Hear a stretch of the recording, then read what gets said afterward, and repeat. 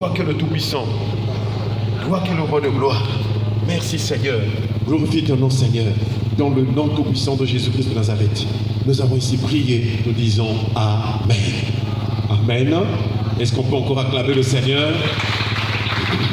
Voilà, nous bénissons le Seigneur pour la force qu'il nous donne d'être dans sa présence et aussi d'être dans la prière. Alléluia. Il a dit dans sa parole, priez sans cesse. Et la prière doit être une vie en nous. Pierre a dit ce jour-là, c'est je crois dans Actes chapitre 6, il a dit que, en tout cas, cherchez des hommes qui vont administrer toutes ces choses-là et nous continuerons à nous appliquer à la parole, au ministère de la parole et à la prière. Donc c'est une vie de tous les jours, la prière et la parole de Dieu. Chers frères et sœurs, nous sommes en train de voir donc le sens de la responsabilité, avoir le sens de la responsabilité. Et nous avons rappelé déjà que beaucoup de gens aujourd'hui, ça ne marche pas de leur vie. Rien du tout ne marche parce qu'ils ne sont pas responsables. Dieu leur a donné des choses. Dieu a permis qu'ils aient quelque chose. Mais puisqu'ils n'avaient pas la sagesse, ils n'avaient pas la connaissance, ils n'avaient pas l'intelligence, ils ont dilapidé, ils ont détruit, ils ont fait des folles dépenses et aujourd'hui, ils se retrouvent vraiment dans la galère, entre guillemets, comme on dit. Chers frères et sœurs, mais je voudrais te dire qu'avec Jésus, tu peux encore le prendre. Alléluia. Si tu acceptes la responsabilité que Dieu te donne, si tu comprends ce que Dieu te dit et tu les mets en pratique, Dieu peut te relever. Là où tu es tombé, là où ça ne marche pas, Dieu peut reprendre avec toi. Ne sois pas inquiet, ne promène pas des regards inquiets, ne sois pas soucieux. Aucun souci de ta vie peut ajouter une coudée. Aucun souci de ta vie va prolonger ta vie. Mais la personne qui est capable de te donner de vivre, de jouir du bonheur, c'est la personne de Jésus-Christ. Alléluia. Voilà pourquoi il est venu, il a tout donné, il s'est sacrifié à la croix pour que lorsque les souffrances vont se manifester, lui, il présente cette œuvre, la croix, pour ta délivrance. Chers frères et sœurs, nous avons donc vu que, en ce qui concerne la première définition de la responsabilité, c'est que la responsabilité, c'est le fait d'être responsable. Et nous avons dit qu'en ce sens, c'est un état d'esprit, c'est être conscient. C'est être conscient que j'ai des responsabilités, c'est être conscient que de ma vie, je dois être responsable. Et ça, nous avons dit que c'est quelque chose qui se passe dans tous les domaines et dans toutes les couches, ou je dirais encore les tranches d'âge. Que tu sois grand, que tu sois adolescent, que tu sois, je ne sais pas quel âge tu as, il faut avoir le sens de la responsabilité, chers frères et sœurs. Et c'est là, nous voyons que tu sois un parent, que tu sois un enfant, tu as aussi la responsabilité. Que tu sois une femme au foyer, que tu sois une épouse, que tu sois un époux, tu as une responsabilité parce que Dieu nous a donné sa parole et ses commandements. Et là-dedans, chacun trouve ce qu'il doit faire pour la gloire du Seigneur. Est-ce qu'on peut acclamer le Seigneur? Et on dit que le sens de la responsabilité, donc, c'est dans ce sens-là, c'est le fait d'être responsable, c'est d'être conscient de votre responsabilité. C'est penser, c'est réfléchir, c'est aussi agir en responsable. Voilà donc ce que nous sommes en train de développer. Et par la grâce du Seigneur, nous sommes en train de voir que tout ce que Dieu nous a demandé là, la réflexion, la pensée, la connaissance, la sagesse, le discernement, Dieu nous demande ces choses parce que toutes ces choses se trouvent dans sa parole. Et si nous acceptons la parole de Dieu, si nous vivons la parole de Dieu, nous aurons toutes ces richesses. Nous aurons tous ces trésors. Parce que c'est dans la parole de Dieu qu'on appelle la sagesse où se trouvent tous les trésors de la connaissance. Chers frères et sœurs, nous voyons donc par la grâce du Seigneur que la parole de Dieu, c'est la sagesse. La parole de Dieu, c'est la réflexion. La parole de Dieu, c'est la connaissance. La parole de Dieu, c'est le discernement. Est-ce qu'on peut acclamer le Seigneur? Alors, chers frères et sœurs, nous voyons, depuis un certain temps, le Seigneur nous a donné donc le livre de Proverbes. Et nous avons vu déjà que le but pour lequel Dieu a donné des paroles de sagesse à Salomon, chers frères et sœurs, il a donné cela pour nous donner, c'était à notre droit. Dieu avait mis les paroles de sagesse. Dieu avait parlé à Salomon, il a donné les paroles de sagesse, c'était pour nous. Et il dit que c'est pour donner aux simples le discernement. Donc le but de la parole de Dieu, le but de la Bible, le but de ce que Dieu nous a donné comme loi, c'est pour donner aux simples. Les simples, ce sont ceux qui sont humbles. Les simples, ce sont ceux qui acceptent ce que Dieu dit.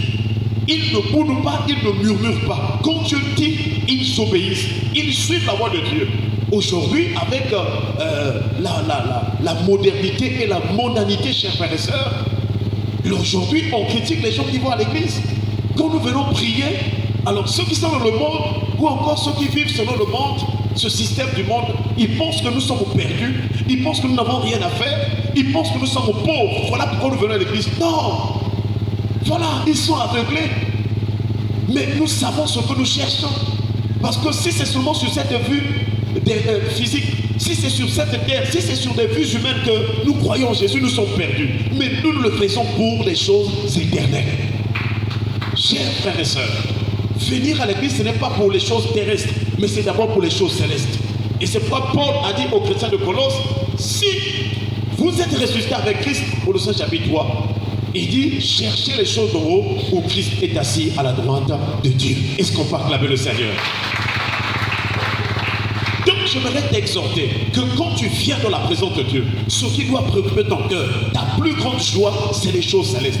Et si tu as compris cela, si tu acceptes de tout ton cœur les choses d'en haut, si tu acceptes la gloire à venir, si tu acceptes un jour de soir relevé, si tu acceptes la vie éternelle, si tu acceptes ces choses, le Seigneur nous a déjà promis que si nous recherchons premièrement le royaume et la justice de Dieu, toutes ces choses nous seront données par-dessus. C'est-à-dire, Dieu te bénira, il te donnera le mariage, le travail et surtout, il te donnera la paix. Parce que tu peux avoir tout dans ce monde, mais si tu n'as pas la paix dans ton âme, dans ton cœur, tu es perdu. Et toutes ces richesses ne valent rien absolument, chers frères et sœurs.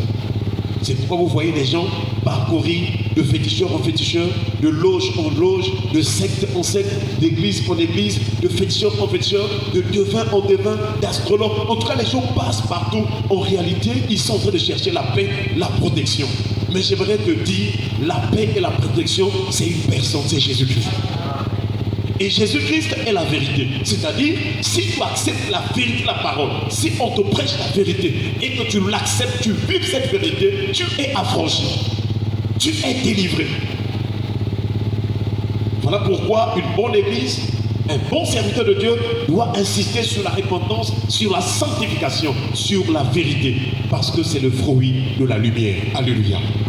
Donc nous voyons que la parole de Dieu, que Dieu nous a donné la Bible, c'est le dernier texte que nous avons vu, je crois, hier, Proverbe chapitre 22, le verset 20, il est écrit, n'ai-je pas déjà pour toi mis par écrit des conseils et des réflexions?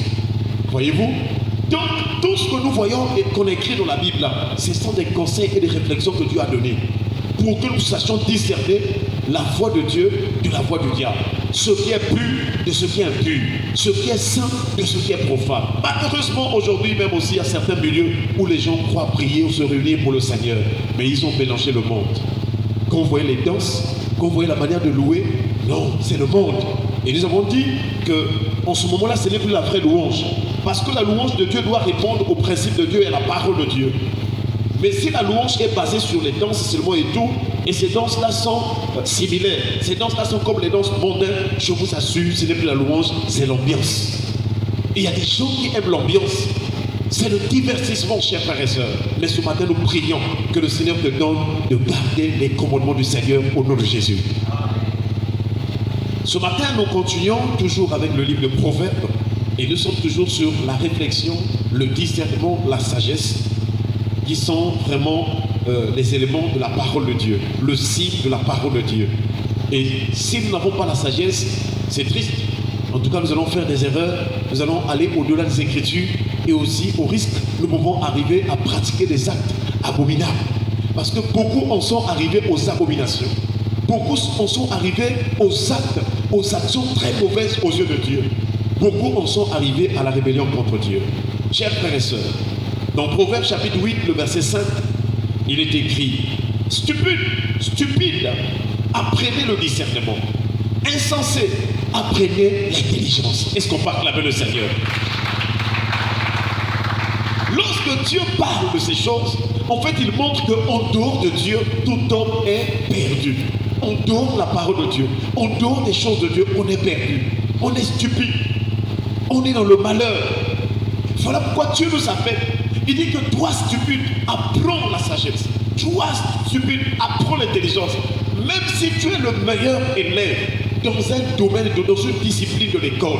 Tu es bon en mathématiques. Et je ne sais pas, dans peut-être la formation professionnelle que tu as eu à faire, tu es bon en informatique. Et je ne sais pas, en réseau, ainsi de suite. Ça, ce sont les choses de la terre, du monde. Mais tu dois chercher l'intelligence spirituelle. Tu dois chercher la sagesse de Dieu. C'est ça qui prouvera que devant Dieu, tu es sage et tu es intelligent. Alléluia. Par exemple, l'intelligence, selon Dieu, c'est une intelligence qui te donne de t'éloigner du mal. Voyez-vous, alors qu'aujourd'hui nous voyons des gens qui sont des savants, mais par exemple la personne qui a créé la bombe atomique, c'est une intelligence. C'est vrai que mais cette bombe-là vient pour détruire les gens. En ce moment-là, ce n'est plus une bonne intelligence, parce que ça vient pour détruire les gens. Or, l'intelligence de Dieu doit nous donner de quitter le mal, de quitter le mauvais et de faire la volonté du Père. Voilà pourquoi nous devons chercher Dieu. Peut-être dans ta vie aussi, à longueur de journée, où tu fais aussi des mauvaises choses. Si tu fais les mauvaises choses, sache que tu n'es pas intelligent, tu n'es pas sage. Si tu insultes les gens, si tu es dans la vie des copains, des copines, en tout cas, sache que tu es stupide selon Dieu. Je ne t'insulte pas, mais c'est Dieu qui en parle. Si toi tu fais ce qui est mal, si dans ton cœur tu as la jalousie, si tu as la haine contre les autres, sache que tu es stupide. Et Dieu t'appelle ce matin à chercher l'intelligence. Alléluia. À chercher la sagesse. Frères et sœurs, si le monde a des problèmes, c'est parce que les gens sont dépourvus de sens. Et c'est pourquoi plus tard, Paul a dit à Timothée que dans les derniers jours, il y aura des temps difficiles. Donc les souffrances que nous voyons aujourd'hui, c'est en fait le résultat des comportements, des caractères des hommes. Il y aura des temps difficiles. Pourquoi? Les hommes seront égoïstes, amis de l'argent, fanfarons, blasphémateurs, rebelles à leurs parents. Ce sont les hommes, chers frères et sœurs. Dieu n'a pas un problème, Dieu reste le seul éternel, il ne change pas, frères et sœurs. Mais nous devons venir à lui pour chercher l'intelligence. Nous devons venir à lui pour chercher le discernement, chers frères et sœurs. Le deuxième texte, c'est Deutéronome chapitre 4, verset 6. Deutéronome chapitre 4, verset 6, il est écrit: vous les observerez et vous les mettrez en pratique, car ce sera là votre sagesse et votre intelligence aux yeux des peuples. Est-ce qu'on peut acclamer le Seigneur? Donc, nous savons déjà que le livre de Deutéronome, c'est un livre Israël encore dans le désert. Mais c'est une dernière phase. Israël se prépare pour aller maintenant vraiment entrer en terre promise, prendre possession de la terre promise. Et nous avons rappelé qu'il y a eu près de 40 années qu'Israël était dans le désert. Et dans ces 40 années, il y a eu au moins 2 générations. La première génération, c'est celle qui est sortie de l'Égypte, rentrée dans le désert. Malheureusement, cette génération, pour la plupart, les hommes qui étaient vraiment de cette génération, ils ont blasphémé contre Dieu, ils ont servi de faux dieux, en tout cas, ils se sont rebellés contre Dieu, ils ont été incrédules. Même quand Dieu faisait des miracles, ils étaient incrédules. C'est pourquoi beaucoup, pour la plupart de ceux qui sont sortis de l'Égypte, sont morts dans le désert. Si toi tu es incrédule, tu écoutes la parole de Dieu, tu ne veux pas t'amender, tu ne veux pas obéir à la parole, tu viens à l'église, tu penses que l'église c'est une mutuelle, tu penses que l'église, on est habitué à aller à l'église, on est habitué à écouter la parole, et tu ne veux pas changer de vie, sache que tu tomberas, tu n'iras pas au ciel. Et il y a même des gens ici, malgré qu'ils écoutent la parole, il n'a pas du respect pour les gens, il n'a pas du respect pour le pasteur, il n'a pas du respect pour les frères et sœurs, non. Si tu es incrédule, tu tomberas, tu ne pourras pas aller au ciel. Tu vas rester et tu iras en enfer. Voilà pourquoi Dieu te parle que de la même manière que ceux qui sont sortis d'Égypte, le but de Dieu, c'était qu'ils rentrent dans la terre promise. Mais ils se sont endurcis. Ils ont endurci leur cœur. C'est pourquoi ils sont tombés. Frères et sœurs, quel est l'état de ton cœur? Quel est l'état de ton âme? Est-ce que tu aimes Dieu? Est-ce que tu obéis à la parole de Dieu? Est-ce que tu fais la volonté du Père? Quel est ton niveau aujourd'hui? Quelle est ta relation avec Dieu aujourd'hui? Est-ce que si Jésus se présente là pour te poser des questions sur ta relation avec lui, est-ce que tu ne vas pas rougir? Est-ce que tu ne vas pas balbutier? Mais Dieu te dit, cherche l'intelligence, cherche le discernement. Est-ce qu'on peut acclamer le Seigneur? La voie de Dieu, ce n'est pas l'abusement. La voie de Dieu, ce n'est pas que bon, on est habitué, on ne s'habitue pas avec Dieu. Dieu est Dieu et il est en train de travailler pour nous sauver. Oui, beaucoup de gens disent que non, nous sommes déjà sauvés, voilà, on peut se permettre de tout. Non, chers frères et sœurs, le salut c'est tout un mystère. Le salut c'est tout un mystère. Et il commence au moment où tu acceptes la repentance. Tu acceptes d'abord Jésus comme Seigneur et Sauveur. Et quand tu es sauvé, il y a un parcours. Il y a un chemin à parcourir. Il y a une course chrétienne. Et pendant cette course-là, Dieu te demande, il t'ordonne de marcher la sanctification. Tu dois abandonner le péché. Tu dois abandonner le mauvais désir, les passions de la chair, les choses que tu as aimées dans le monde qui te poursuivent ou qui te réclament. Tu dois les abandonner. Tu dois dire non. Et Paul, on est arrivé à dire, je traite durement mon corps, je le tiens assujetti afin de ne pas être rejeté après avoir prêché aux autres. Voyez-vous, une telle personne, Paul, qui a un grand témoignage, qui a travaillé pour le Seigneur, mais il reconnaît que si je ne fais pas attention, je serai rejeté au dernier jour. Voilà pourquoi nous devons prendre conscience de ces choses. Et donc, une autre génération était née dans le désert. Et il fallait donc rappeler la loi de Dieu. Parce que la génération qui était née dans le désert n'avait pas vu la sortie d'Égypte. Il y a des choses qui leur échappaient. C'est pourquoi dans le livre de Deutéronome, on nous rappelle encore les lois. Tu aimeras l'Éternel ton Dieu. Alors que dans Exode là-bas, on avait déjà dit ça. À Israël, on avait enseigné que tu dois aimer ton Dieu, tu ne dois pas avoir d'autres dieux. Mais là encore dans Deutéronome, on rappelle la loi aux jeunes générations. Frères et sœurs, si tu es encore jeune, tu dois apprendre la loi de Dieu. Tu dois apprendre par le témoignage des anciens. Tu dois apprendre par ceux qui sont déjà marchés vraiment, qui ont vécu avec le Seigneur pendant des années, qui ont l'expérience avec Dieu. Tu dois les voir, tu dois suivre leur modèle, tu dois les imiter. Comme Paul a dit, soyez mes imitateurs, comme je le suis de Christ. Est-ce qu'on peut acclamer le Seigneur? Donc dans ce texte, Deutéronome chapitre 4, verset 6, Dieu dit à Israël, vous les observerez. Qu'est-ce qu'on doit observer? Les lois de Dieu, la parole de Dieu. Le signe que tu as la responsabilité, le signe que tu as le centre des responsabilités dans ta vie, que tu es responsable, premier signe, c'est obéir à la parole de Dieu. C'est vivre la parole. Maman, papa, frères et sœurs, le signe que tu es sérieux, tu aimes Dieu, c'est l'observance des Saintes Écritures. C'est tout.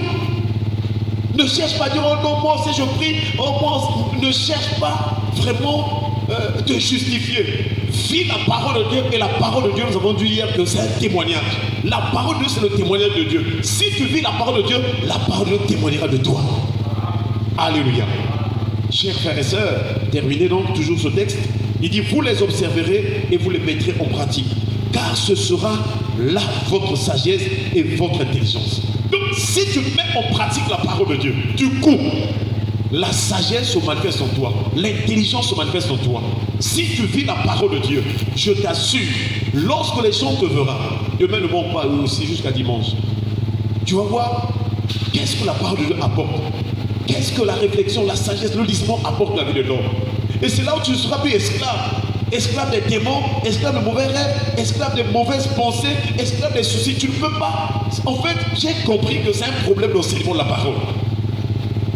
Et nous voyons, chers frères et sœurs, Dieu dit donc que ce sera là votre sagesse. Donc les lois de Dieu, c'est notre sagesse. C'est aussi notre intelligence. Et c'est un mystère. Si tu connais la parole de Dieu, partout où tu vas aller aborder n'importe quel domaine, tu seras toujours excellent. Tu vas réussir. Si tu as la parole de Dieu, tu vis la parole de Dieu, on te met même dans la menuiserie, tu vas exceller. On te met dans n'importe quel domaine, tu vas exceller. Même si c'est un domaine que tu n'avais jamais fait depuis peut-être un certain nombre d'années. Mais si tu as l'intelligence de la parole et la sagesse, je t'assure, où que tu iras, tu vas réussir, tu vas avancer. Et le Seigneur dit, ce sera là votre sagesse et votre intelligence aux yeux des peuples. Donc là, Dieu parle d'Israël que je vous ai donné des lois. Et ces lois-là seront pour vous la sagesse et l'intelligence aux yeux de toutes les nations.